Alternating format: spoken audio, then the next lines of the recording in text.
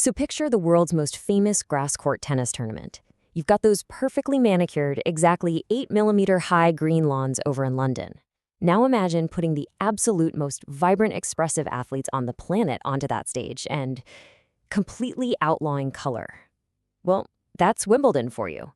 It's honestly as synonymous with the tournament as strawberries and cream, but, it's also this constant source of friction. In this explainer, we're going to look at exactly why this rule exists, just how pedantic it really is, and the iconic athletes who've dared to push back against the all-white tradition. Seriously, take a second to think about the sheer absurdity of this incredibly strict dress code in modern sports. I mean, we live in an era of neon athletic wear, heavily branded gear, and athletes who use fashion as a core part of their identity, right? Yet at SW19, Wimbledon's famous London postal code, it's just an endless sea of pure white. Has it always been like this? Yeah, pretty much. But what makes it so fascinating is that while other major tournaments, like the US Open, eventually embraced color once color television came around in the 1970s, pure white remained Wimbledon's incredibly stubborn calling card. As the last remaining Grand Slam actually played on grass courts, it really clings to its roots. To truly understand why they refuse to embrace color, we actually have to look past modern marketing and go way, way back to the incredibly prudish anxieties of the 19th century. Okay, so let's rewind a bit. To get to the bottom of this, we have to transport ourselves all the way back to 1877.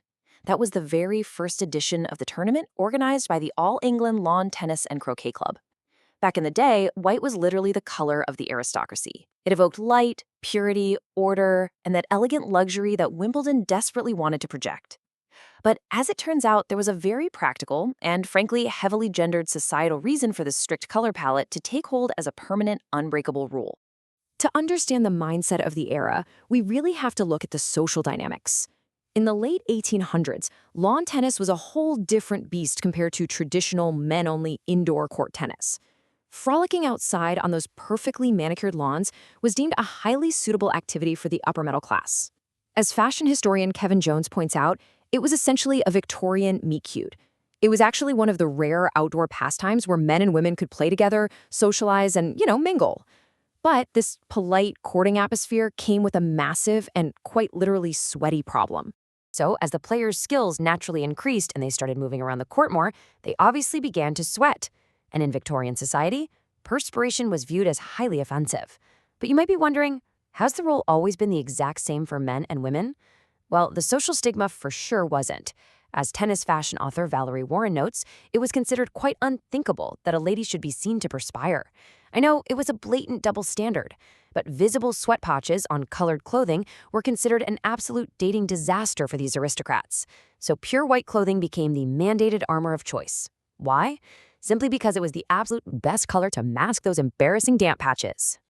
Now, you might reasonably think that as society progressed and sports apparel modernized with all those great breathable, moisture-wicking fabrics, this 1800s anti-sweat anxiety would just kind of fade away, right? Well, at Wimbledon, the exact opposite happened. The tradition didn't just survive, it hardened into strict law. The tournament organizers essentially dug their heels in. They absolutely refused to let the color explosion of the 70s, 80s, and 90s infiltrate their historic grounds. In fact, fast forward to 2014, and the All England Club actually updated their competitors' guide to include a highly specific, intense 10-part dress code decree, just to eliminate any potential modern loopholes. And what's truly fascinating here is just how incredibly pedantic this 10-part decree really is. When they say white, they mean pure white. Off-white or cream? Absolutely banned. No way. Now, a tiny splash of color is allowed, but there cannot be any solid mass or panel of coloring. A single trim of color is acceptable around the neckline or cuffs, but get this, it must be no wider than exactly 1 centimeter. 10 millimeters. Caps, headbands, bandanas, wristbands, and socks, they all must follow this to the exact letter. Even shoes have to be almost entirely white, and yes, that includes the soles and the laces. And what if you need medical supports or athletic tape? Yep, even those should be pristine white if at all possible. It's intense. The crucial takeaway here is that Wimbledon's dress code leaves almost zero room for error, right down to what players are wearing underneath their outfits. The official regulations state that any undergarments that either are or even can be visible during play, and that includes becoming visible due to perspiration, must also be completely white. However, there is a really interesting, recent, and progressive exception made specifically for female players. After years of campaigning, women are now allowed to wear solid, mid to dark colored undershorts, provided they aren't longer than their outer shorts or skirt. It's a pretty rare, pragmatic instance of the tournament slightly bending its rigid historical rules for the comfort and peace of mind of its modern athletes. But look, whenever you have rules this incredibly strict, you are inevitably going to have athletes who want to break them. We've actually seen a clear, rebellious timeline of fashion over the decades at Wimbledon. Back in 1949, Gertrude Moran was denied permission to wear a colorful outfit, so she defiantly wore frilly white undershorts that caused a massive tabloid stir when they became visible during play. Fast forward to 1980, and the famous enfant terrible of tennis, John McEnroe, defied the code by walking onto center court wearing his now iconic red headband against Bjorn Borg. Then in 1985, Ann White really pushed the boundaries by wearing a completely white but heavily form-fitting Laker catsuit. Her opponent actually complained about it, and the referee forced White to change into more traditional clothing the very next day. But honestly, perhaps the most famous resistance to the all-white rule came from Andre Agassi. Agassi made his feelings crystal clear. He absolutely despised the restriction. Remember, he was this sheltered, rebellious teenager from Las Vegas who loved his thick long hair, his neon Mondrian-style shirts, and those acid-wash denim shorts. So the rigid traditions of London felt entirely alien to him.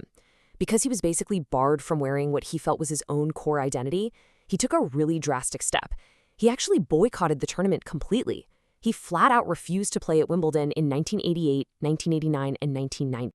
Ultimately, though, the tournament's global prestige is just too powerful to ignore forever. Agassi realized he couldn't stay away from the absolute pinnacle of grass-court tennis. So he relented, agreed to conform to the strict white dress code, and made his return. And you know what the beautiful irony is? In 1992, playing entirely in white, Agassi defeated Goran Ivanisevic in a legendary 5-set thriller to win his very first Grand Slam title, right there on the immaculate grass courts that he had previously boycotted. It's like something out of a movie.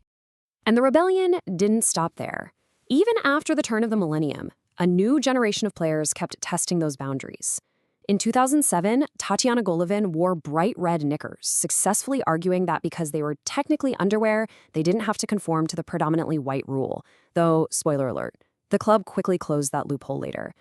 And this strictness spared absolutely no one, not even tennis royalty.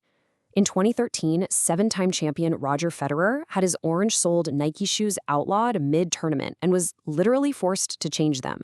The incredulity probably peaked in 2017 when 5-time champion Venus Williams was reportedly asked to leave the court during a rain delay to change her sports bra, simply because her pink straps were just slightly peeking out. All this clampdown brilliantly illustrates the incredible creative lengths players will go to just to showcase their personalities slightly outside the rigid lines of the actual match. Since they can't really express themselves during play, athletes started using the walk-on to center court as their own personal runway. Maria Sharapova wore a sporty white tuxedo back in 2008, but then Maddox Sands arrived in a crazy, flamboyant Lady Gaga-inspired jacket completely adorned with tennis balls in 2011. Nick Kyrgios notoriously wore red cap and bright red Air Jordans onto the grass before and after his match in 2022, flat out telling reporters he just wanted to wear his Jordans. And in 2023, Jannik Sinner caused quite the stir by carrying a luxurious, custom Gucci duffel bag onto the court. So this ongoing clash is exactly what makes Wimbledon so completely fascinating.